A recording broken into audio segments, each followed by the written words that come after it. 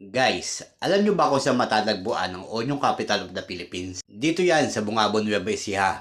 Bukod kasi sa Rice Granary of the Philippines ang probinsya ng Nueva Ecija, napakaraming gulay pa ang pwede nyo makita sa kanilang probinsya. At ito ang full vlog ng pagbisita ko sa bayan ng Bungabon, probinsya ng Nueva Ecija. Alas 4 ng umaga nang mag-ride out ako dito sa Pasig. Kasabay ng pagsikat ng bagong umaga, ang pananamig ko ng medyo mahaba-haba. Isang tipikal na madaling araw, wala ganong sakyan, malimit ang tao sa paligid at bukas lahat ng ilaw. Alas 4:30 na ng umaga nang marating ko ang Cubao at dito ako humigop ng kape.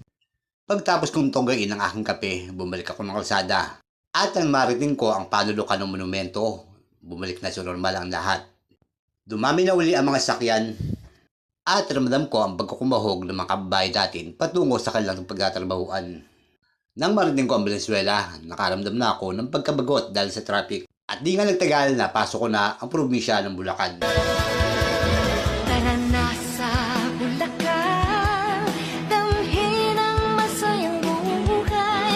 Balikan mga bakas ng kasaysayan. Nang marating ko ang bayan ng San Ildefonso, bilis na lang muna ako. Pagbalik ko ng kalsada, narating ko ang pinakadulong arko ng kanilang probinsya, ang bayan ng San Miguel. Pagkatapos kong padyakan ang bayan ng San Miguel, pumasok naman ako sa kabilang probinsya, ang probinsya ng Nueva Ecija. Galing sa mga Espanyol ang pangalan ng Nueva Ecija, nang ibig sabihin ng Nueva ay bago at ang Ecija naman ay ani. Pag pinagsama, bagong ani. At pinadyakan ko ang plat na kalsada ng kanilang bayan, katulad ng Gapan, bayan ng San Leonardo, bayan ng Santa Rosa. Pasadong alas 5 na ng hapon ng marating ko ang bayan ng Cabanatuan. Kaya gabi na nang marating ko ang Palayan City, ang kapital ng probinsya ng Nueva Ecija. At dito na ako nagpalipas ng Bundimag, kaya kinabukasan pumadyak ako ng pagkaaga-aga. Kaya madilim pa nang marating ko ang bayan ng Bungabon at naisip ko muna na dito muna pagpalipas ng oras. Pagsikat ng araw, naging normal na uli ang lahat. Ito ang Bungabon, ang onion capital ng Pilipinas. Dito nyo makikita ang malawak na taniman ng mga sibuyas. Eksakto, pagpunta ko rito, harvest season. Kaya naman, tunay-tunay ng sibuyas ang nagatan ko. Dalawang klase ng sibuyas ang nakatim dito. Sibuyas na galing sa China at ang sariling sa atin. Sabi nga, hindi kompletong recipe kapag walang sibuyas. Pwera na lang kung magpiprito ka, hindi mo talaga kakailangan ng sibuyas. Like Cynthia Villar said, she can live without an onion. Well, probably tayo rin naman. We can't live without an onion too. Because the onion is one of the important recipe on our dish. Try nyo magluto ng walang sibuyas, parang incomplete talaga ang ingredients, di ba?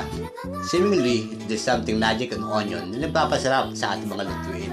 At isa pa, malaki ang ambag ng sibuyas sa sektor ng agrikultura.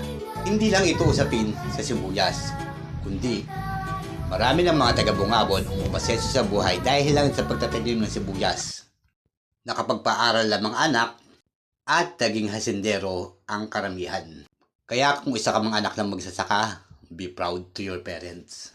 They deserve respect not because they are your parents, dahil ito sa kanilang kasipagan at pagtsatsaga. Dahil kung wala ang mga farmers, we don't have a food on our table. Ako si Kiko Kalikasan. Magandang umaga.